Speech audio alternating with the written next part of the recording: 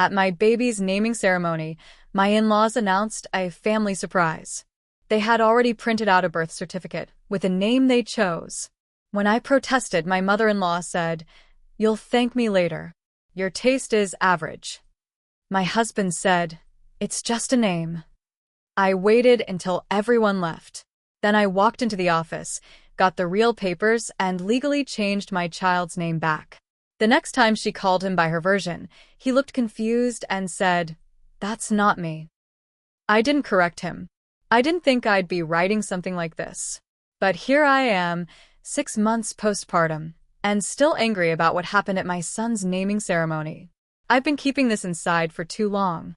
My friends know the basics, but not the full story.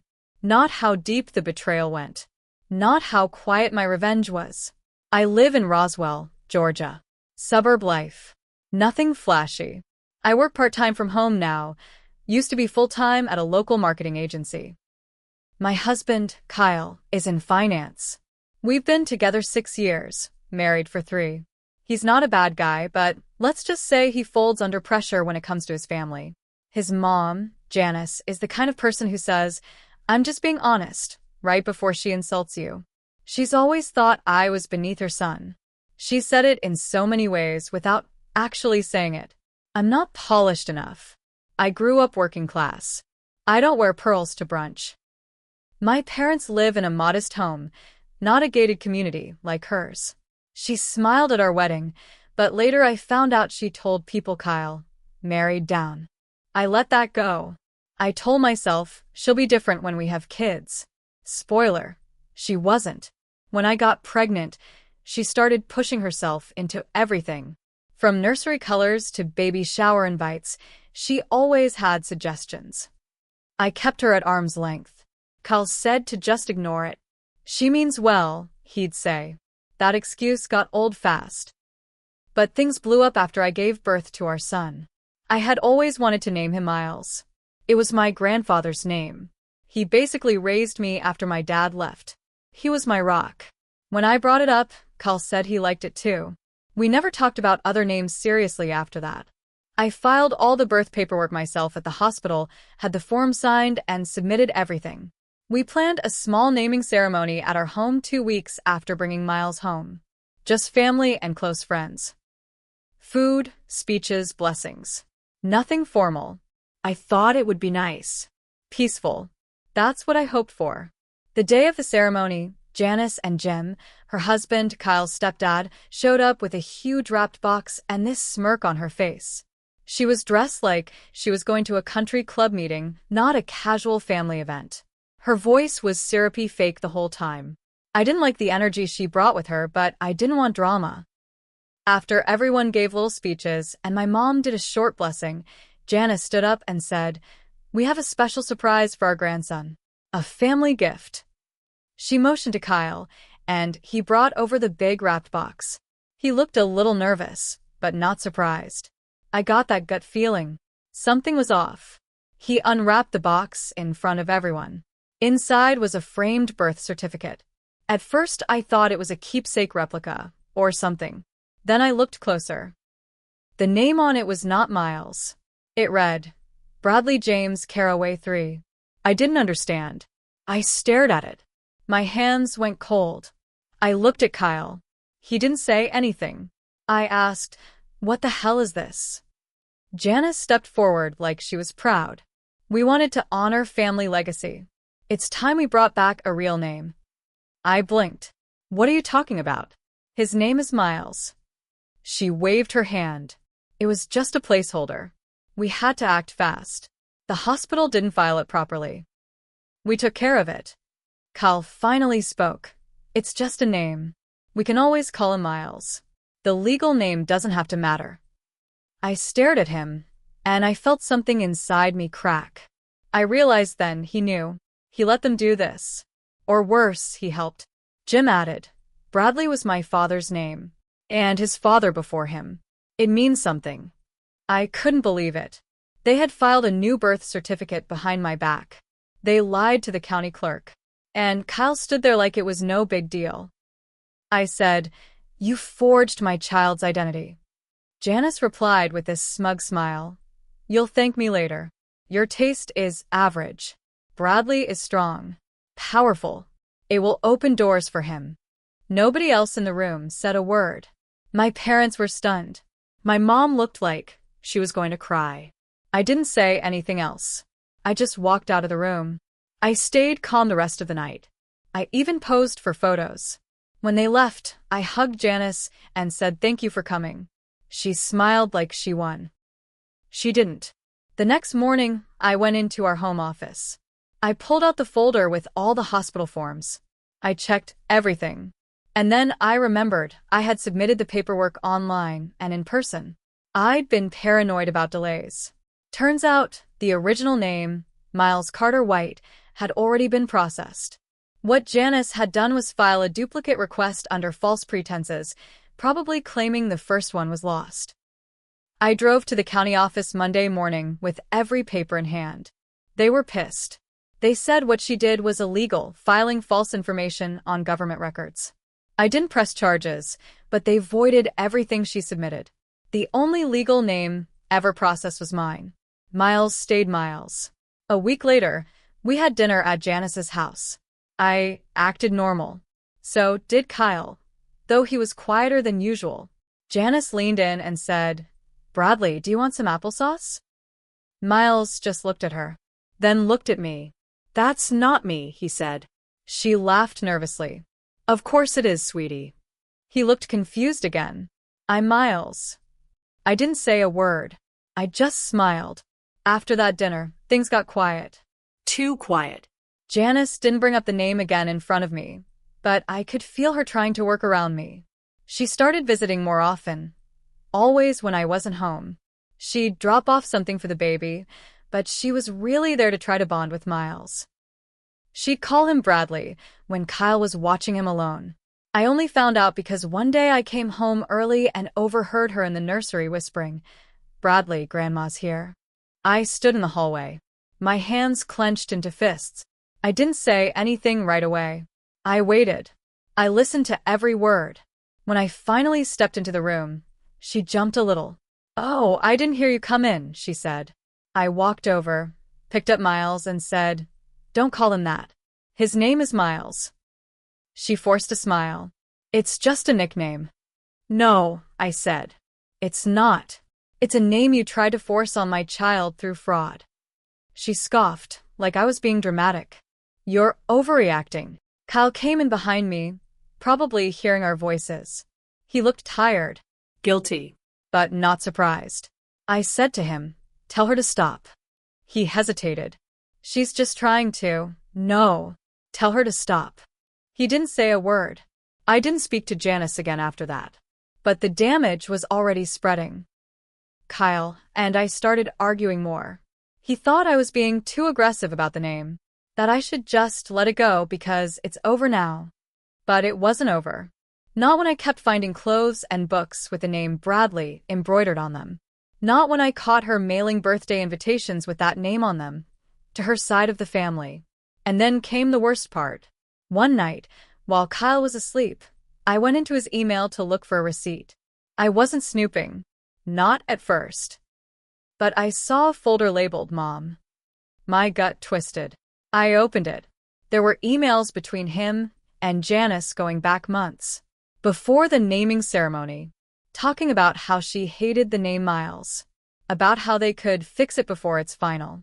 About how I'd get over it once it's done. She wrote, "She doesn't think like us. We need to take the lead." Kyle's reply? "I'll talk to her after the papers are in."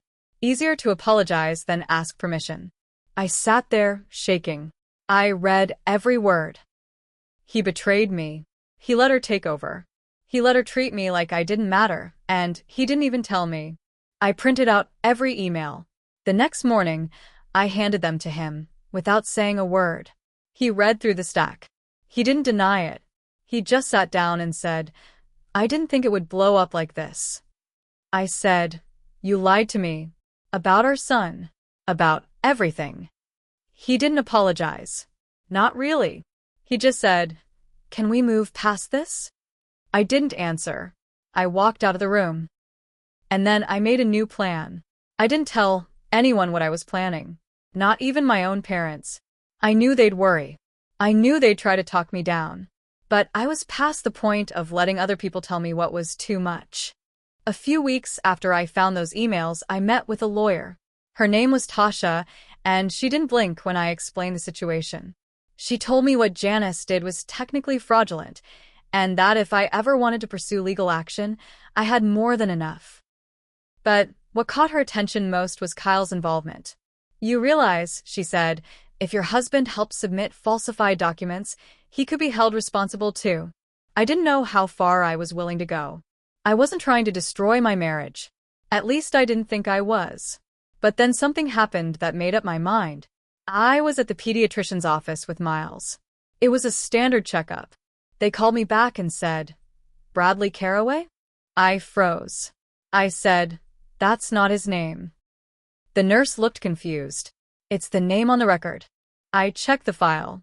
Somehow, the name had been changed at the clinic.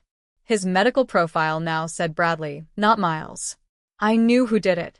I called the office manager and demanded to know how the change happened. She said the child's father had requested it 2 weeks ago. He brought a legal document to support it. That was the moment I stopped caring about keeping the peace. I went back to Tasha. We filed for temporary separation and full custody. Not because I didn't love Kyle anymore, but because I couldn't trust him with our son. I couldn't trust him to keep Miles safe from the people trying to erase him. When the papers were served, Janice showed up at my door 2 days later. She didn't knock. She pounded. I opened the door. She was red-faced, shaking. "You ungrateful little girl," she hissed. "You are tearing this family apart. You're using that baby as a weapon." I didn't flinch. "You mean my baby?" She stepped closer. "You think you're going to win? You don't have the money. You don't have the influence. Do you know who my husband knows?" I smiled just a little. "Do you know what I have, Janice?" "What?" I reached behind the door and pulled out a folder. A copy of every email. A recording from the doctor's office. And a lawyer who is not scared of you. She went pale. She tried to speak, but I shut the door in her face. 3 hours later, Kyle called me. He was furious. Said I had embarrassed his family. Made him look like a fool. I told him, "You did that all by yourself." He came by that night, tried to talk to me. Said we could fix things. I didn't let him in. Then, a week later, I got a call from Tasha. "You're not going to believe this," she said.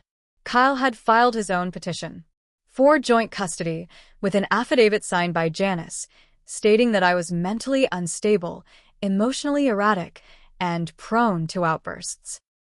She claimed I was harming the baby by forcing a name that doesn't reflect his legacy. I laughed when I heard it, not because it was funny, but because it was so obvious. They were trying to take him away from me. They were trying to erase me next. I stopped laughing. I told Tasha. They just made their last mistake. The custody hearing was set for 4 weeks later. I spent every day of those weeks preparing. I wasn't just fighting for custody. I was fighting for the right to name and raise my child without being controlled. I knew the court wouldn't care about petty arguments, but they would care about fraud, coercion, and parental manipulation. Tasha helped me pull everything together. The birth records, the email chains, witness statements. I even had the pediatrician's office manager submit a notarized letter stating that Kyle had shown them a document, which was never actually reviewed by a legal team, and insisted on the name change against their protocol. Kyle tried to play nice in public. He posted photos of Miles on social media with captions like, "Can't wait to have my little man back," and "No one's taking my son away." Janice's friends began messaging me, telling me I was keeping a father from his child. That I was selfish. That I needed help. I stayed quiet. I didn't argue online. I didn't explain myself to anyone. But the day of the hearing, I wore a navy suit. My hair was tied back. No makeup. Just calm, clear, and done with the games. Kyle showed up with Janice, dressed like she was headed to a country club fundraiser. She smiled at me like she pitied me. Kyle avoided my eyes. When it was my turn, I told the judge everything. From the naming ceremony ambush to the duplicate filing. From the forged medical records to the recorded visits where Janice kept calling Miles by the wrong name, confusing him on purpose. Then Tasha handed over the folder. The emails. The clinic letter. The printed messages Janice had sent me, calling me a mentally unstable woman with no class. The judge looked through it all slowly, quietly. Then Kyle took the stand. And it all collapsed. He stuttered. He lied. He said he was just trying to honor both sides of the family. He said he didn't know the online form was final. He said I was always dramatic. Then the judge asked him, "Did you file a false birth certificate after the mother had already submitted the original?" He said, "I didn't think it was false at the time." Then the judge asked, "Did your mother refer to the child's given name as Average and state in writing that you would fix it before informing the mother?" Kyle went quiet. Janice stood up and tried to speak. The judge warned her to sit down or be removed from the room. When it was over, the ruling was clear. Full legal custody was awarded to me. Kyle was granted supervised visitation twice a month, for now. A restraining order was placed against Janice for 6 months, barring her from being near Miles without written permission. The judge issued an official note. The father's failure to protect the child's identity and emotional stability, in coordination with a third party, shows a lapse in parental judgment. They both looked stunned. Kyle looked like he might cry. Janice looked like she wanted to scream. I didn't feel joy. Not at first. I felt peace. But as we left the courthouse, I turned to Kyle and said, "You lost him because you let your mother treat me like a mistake. You could have stopped this, but you were too weak." He said nothing. And as for me, I changed our locks. I took every item with the name Bradley on it and threw it into the trash. I contacted every doctor, every daycare, every place Miles might go in the future, and made sure they knew his name is Miles Carter White. I didn't talk to Kyle again for months. Eventually, he started showing up to his supervised visits on time. Quiet. Shame on his face. Maybe he's changed. Maybe not. I made mistakes too, staying quiet for too long, trying to keep peace when war had already started. But in the end, I fought back. For my child.